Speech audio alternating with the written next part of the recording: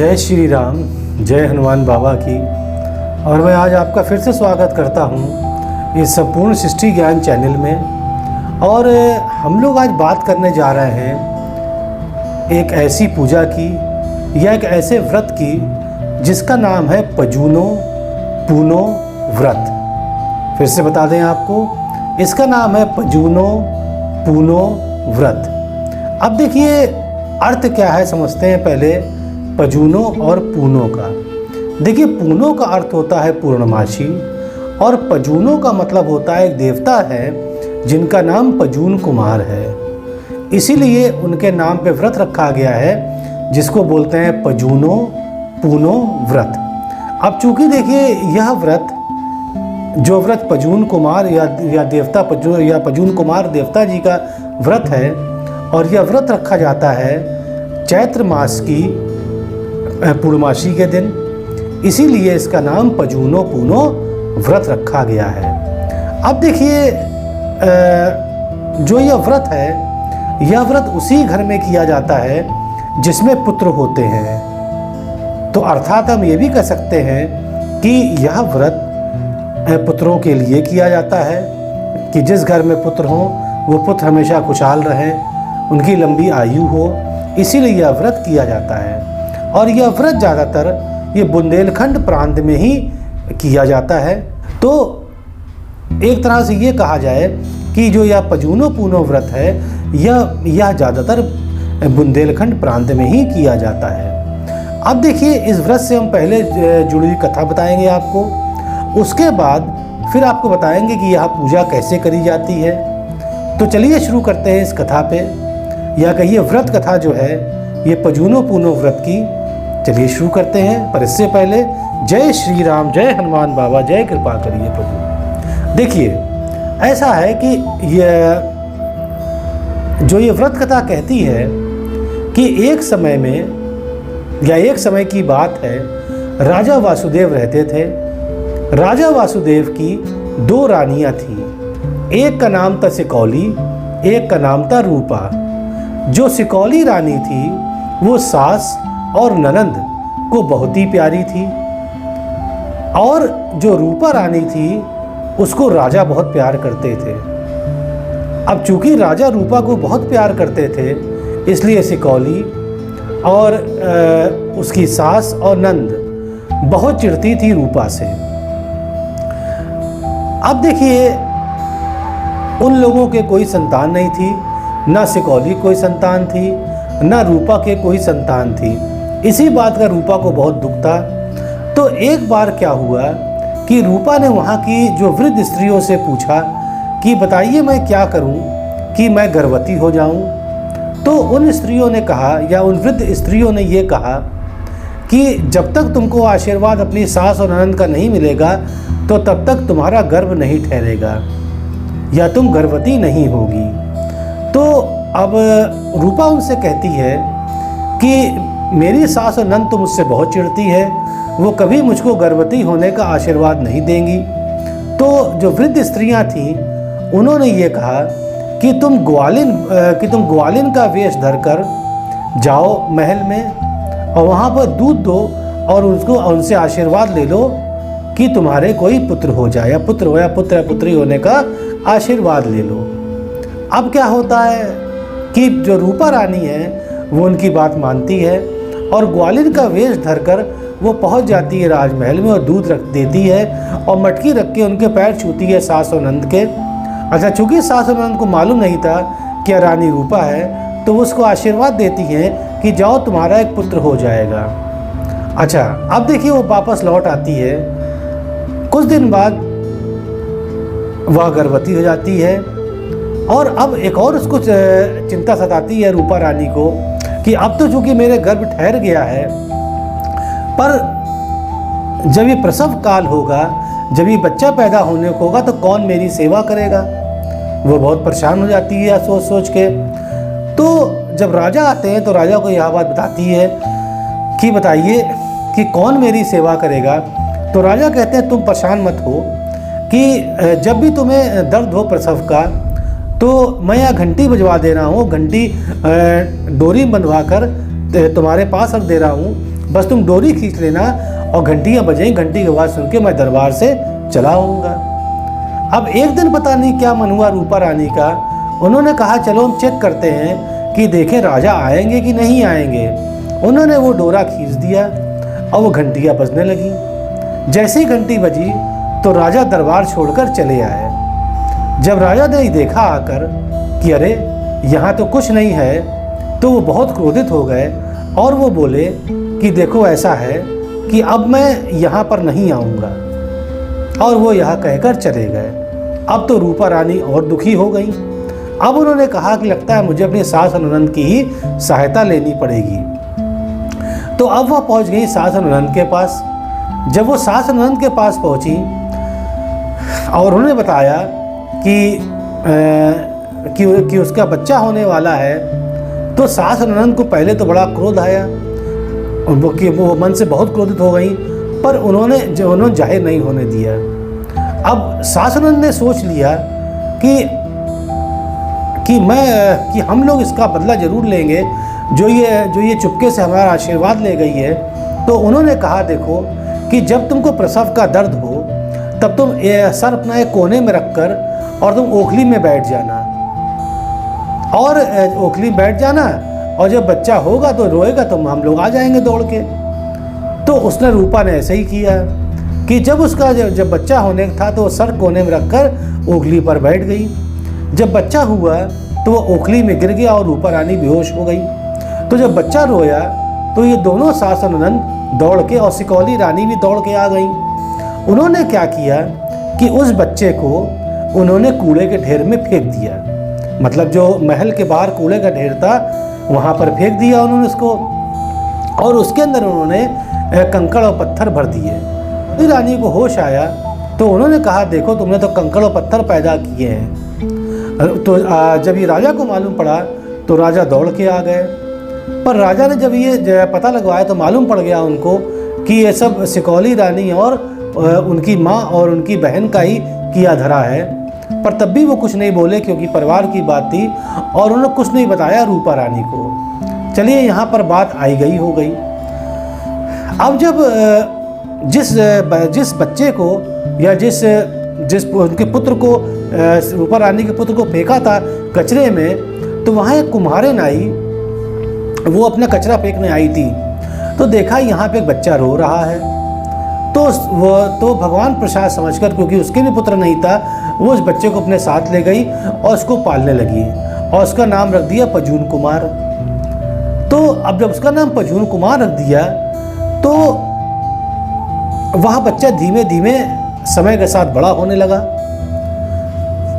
तो जब वो बड़ा हो गया, जब वो 5 वर्ष का हो गया, तब उसके अंदर कुछ ऐसी शक्तियाँ आ गई जिससे उसको मालूम पड़ गया कि उसकी माँ के साथ गलत किया गया है। तो उसने सोचा कि मैं इसका बदला ज़रूर लूँगा और अपनी माँ को अपनी माँ के पास मैं जाकर ज़रूर रहूँगा। अब उसने क्या किया कि उसने अपने जो कुम्हार पिता थे तो उनसे कहा कि आप मेरे लिए एक मिट्टी का घोड़ा बनाइए। और जब मिट्टी घोड़ा बन गया तो जो पजून कुमार देवता थे उनको यह ज्ञात हो गया कि कुछ जो सिकौली रानी की दासियां हैं वो नदी में आकर नहाती हैं। तो वो अपना मिट्टी का घोड़ा लेकर पहुंच गया जहां पर उसकी दासियां नहा रही सिकौली रानी की, और वो उनके सामने वो बार बार घोड़े का मुंह डुबोता था और कहता था घोड़ा ले पानी पी, घोड़ा ले पानी पी। अब वहाँ पर दासियाँ थी, वो बोली ए छोकरे तू क्या बोल रहा है, ये मिट्टी घोड़ा कहीं पानी पिएगा क्या? तो जो पजून देवता थे वो बोले कि हाँ पिएगा, कि जब रानी के कंकड़ पत्थर हो सकते हैं तो मेरा मिट्टी घोड़ा भी पानी पिएगा। अब वो दासियाँ समझ गई कि लगता है यही पजून कुमार जो हैं ये रूपा रानी के पुत्र हैं। उन्होंने ये बात जब बताई रानी सिकौली को, जब रानी सिकौली को यह मालूम पड़ा तो रानी सिकौली ने एक षड्यंत्र रचा। वहाँ जाकर कोप भवन में बैठ गई गंदे कपड़े पहन के। जब राजा को मालूम पड़ा कि वह कोप भवन में है सिकौली रानी, तो तो वो मनाने पहुंच गए और उनका अच्छा बताओ तुम किस बात पे गुस्सा हो, तुम बताओ तो मैं उस चीज़ को दूर कर दूँ, तुम्हारा गुस्सा ख़त्म हो जाएगा। तो वह बोली कि जो कुम्हार का पुत्र है जिसका नाम है पजून कुमार, उसको आप फांसी पे लटका दीजिए। राजा बोले कि मैं ये काम नहीं कर सकता हूँ क्योंकि उसने ऐसा कोई अपराध ही नहीं किया है कि जो मैं उसको लटका दूँ फांसी पे। तो उन्होंने कहा ठीक है मैं एक काम कर सकता हूँ। राजा बोले सिकौली रानी से कि मैं ये काम करूँगा कि मैं उसको पूरे परिवार को मैं अपने राज्य से बाहर निकाल दूंगा। तो रानी सिकौली इस बात को मान गई, कुंभवन से बाहर आ गई और राजा ने क्या किया कि उनको पूरे परिवार को कुमार के निकाल दिया, साथ ही पजून देवता भी निकल गए। अच्छा, पजून देवता जो यही चाहते भी थे। अब जब पजून देवता थोड़े बड़े हुए, करीबन 15-16 साल के हो गए, तो वो बहुत सुंदर लगते थे क्योंकि राजा रानी के पुत्र थे। तो वो वापस आ गए और वो मतलब अपने वापस आ गए राज्य में, वो राज्य में वापस आ गए। तो अब तो कोई इनको पहचान नहीं रहा था। तो और वो चूँकि इतने प्रतिभाशाली थे पजून देवता कि उन्होंने राजा के दरबार में एक अच्छी जगह बना ली। राजा उनको बहुत चाहने लगे। एक बार क्या हुआ कि राजा के राज्य में अकाल पड़ गया, मतलब पानी नहीं बरस रहा था। तो वहाँ के ज्योतिषों ने ये बताया कि अगर तुम्हारे रथ को बैल की जगह राजा और रानी अगर जोतें और रथ को हाँकेगा एक ऐसा बालक जो द्विजातीय हो। अब देखिए, तो जब ये राजा ने सुना तो राजा चूंकि दरबार में बैठे थे और हाँ, और उन्होंने ये भी कहा ज्योतिषों ने कि ऐसा द्विजातीय बालक हो जो पूर्णमासी के दिन पैदा हुआ हो। अब चूंकि पजून कुमार का जन्म तो पूर्णमासी के दिन ही हुआ था, तो पजून कुमार वहाँ बैठे हुए थे। वो बोले, हे राजन, मैं एक ऐसा बालक हूँ जो मैं द्विजातीय हूँ क्योंकि मैं पैदा हुआ था एक क्षत्रिय की कोख से और मैं पला हूँ एक कुम्हार के घर में, तो मैं द्विजातीय हूँ। और दूसरी बात कि मेरा जन्म पूर्णमासी के दिन ही हुआ था, इसलिए ये दोनों बातें मेरे ऊपर लागू होती है, तो मैं आपका रथ हाँक सकता हूँ। अब चूँकि राजा बहुत परेशान थे और राजा ने कहा ठीक है। अब क्या हुआ, पजून देवता जो थे वो पहुँच गए रूपा रानी के पास और उन्होंने कहा रूपा रानी से कि आप मेरी माँ हैं। पर रूपा रानी को पहले विश्वास नहीं हुआ, पर रूपा रानी कुछ नहीं बोली। तो उन्होंने कहा रूपा रानी से कि जब राजा आपसे कहे कि आप चलो रथ पे, क्योंकि आपसे ही बहुत प्यार करते हैं कि हमारे साथ रथ में बंधो, तो आप कहो कि पहले बड़ी रानी चलेगी फिर मैं आऊँगी। ऐसे ही हुआ। अब क्या होता है कि राजा और सिकौली रानी रथ पहले चलाते हैं। अब यहाँ पजून देवता ने पहले ही वहाँ पर सिकौली रानी जिस रास्ते पे चलने वाली थी वहाँ पर खूब सारे कांटे बिखेर दिए थे। तो जब सिकौली रानी राधा के साथ रथ को लेके चली और हाँक रहे थे वो पजून कुमार, तो उन्होंने खूब मारा, कुछ अब जैसे जो मारते हैं घोड़े को, उन्होंने खूब मारा उस रानी को और सिकौली रानी को, और उसके पैर में खूब गर रहे थे वो। और जैसे सिकौली रानी ने उठाया था रथ को, तुरंत और तेज धूप निकल आई। पर और जैसे तैसे वो जहाँ पर एक कहा था ज्योतिष ने वहाँ पर पहुँच गई, तब तक उसकी हालत बहुत ख़राब हो गई थी। ये चाहते थे पजून कुमार, क्योंकि जानते सिकौली रानी बहुत दुष्ट है। अब क्या हुआ कि उसके बाद राजा के साथ रूपा रानी ने रथ को संभाला और पजून कुमार ने हाँकना शुरू किया। पर पजून कुमार ने अपनी माँ को एक बार भी नहीं मारा कोड़ा। तो जैसे सिकौली रानी ने अपने और राजा ने जैसे कंधे पर रथ को रखा, तो वैसे ही बादल छा गया, खूब तेज वर्षा होने लगी। तो जब खूब तेज वर्षा होने लगी तो जितने वहाँ के लोग थे सब समझ गए कि ये जो पजून कुमार हैं ये लगता है रूपा रानी के ही बेटे हैं। उनको ऐसा आभास हो गया सबको, क्योंकि भाई पजून कुमार खुद ही देवता थे, तो उन्होंने आभास करवा दिया सबको कि वही रूपा रानी के पुत्र हैं। अब क्या हुआ कि यह बात पजून कुमार की दादी को, बुआ को और उनकी जो बड़ी मम्मी थी या सिकौली रानी थी उनको मालूम पड़ गई।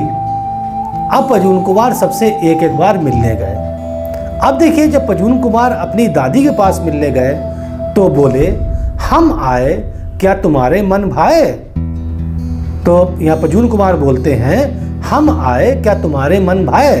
दादी से बोले। तो दादी बोली, बेटा नाती पोते किसे बुरे लगते हैं? तो पजून देवता को या उनका दादी का मतलब ये बात पसंद नहीं आई, तो उन्होंने उनको श्राप दे दिया कि तो अगले जन्म में तू दहलीज बन जा। उसके बाद पजून कुमार अपनी बुआ के पास गए, फिर उनसे पूछते हैं, हम आए क्या तुम्हारे मन भाए? तो अब वो जो बुआ थी बोली, बेटा क्या जो भतीजे होते हैं भतीजे किसको बुरे लगते हैं? तो उसको तो यह पजून देवता को अच्छा लगा नहीं उनका आंसर। उन्होंने श्राप दिया, अगले जन्म में तुम मिट्टी के बर्तन बन जाओगी। उसके बाद वो सिकौली रानी के पास गए और सिकौली रानी से फिर वही प्रश्न पूछा, हम आए क्या तुम्हारे मन भाए? तो सिकौली रानी कहती हैं, आए तो अच्छे आए, जेठी के हो या लहुरी के हो तो लड़के ही। या बोली सिकौली रानी। या अभी उनको जवाब अच्छा नहीं लगा पजून देवता जी को। उन्होंने श्राप दे दिया कि अगले जन्म में तुम बन जाओ घुंघची। वो घुंघची बनने का श्राप दे दिया उसको। उसके बाद वो अपनी माँ के पास गए, रूपा रानी के पास। जब वो रूपा रानी के पास गए तो उनसे भी यह प्रश्न किया कि हम आए क्या तुम्हारे मन भाए? तो रूपा रानी बोलती है, बेटे आए, मैंने ना पाला ना पोसा ना खिलाया ना पिलाया, मैं क्या जानूं कैसे आए? तो इस बात को सुनकर वो बहुत प्रसन्न हो गए पजून देवता, और वो बहुत छोटे बच्चे में एकदम से परिवर्तित हो गए। बहुत छोटा बच्चा जो पैदा हुआ होता है, तो जैसे वो छोटे बच्चे में परिवर्तित हुए और वो चिल्लाने लगे दूध पीने के लिए अपनी माँ का, तो रूपा रानी के वक्ष मतलब उनका दूध आ गया और वो उनको दूध पिलाने लगी। तो यही कहानी है और राजा बहुत खुश हो गए और तुरंत तोपें वहाँ पर सलामी देने लगी। तो यही कहानी है जो कही जाती है इस व्रत कथा में। तो उम्मीद है आपको देखिए समझ में आया होगा व्रत कथा। अब देखिए ये व्रत रखा कैसे जाता है। देखिए इस व्रत में क्या करते हैं कि 5 या 7 मटकियाँ ले ली जाती हैं और एक मिट्टी का प्याला ले लिया जाता है जिसे करवा या करवा कहते हैं। तो जो मिट्टी के प्याले को हल्दी से रंग दिया जाता है और जो मटकियां हैं उन्हें रंग दिया जाता है चूने से या खड़िया घोलकर सफ़ेद उनको रंग दिया जाता है। और रंगने के बाद जो है उन पे बुरी मटकियों पे और जो मिट्टी के प्याले पर बना दिया जाता है पजून देवता का चित्र और उनकी दोनों माओं का चित्र, मतलब सिकौली और रूपा का चित्र बना दिया जाता है।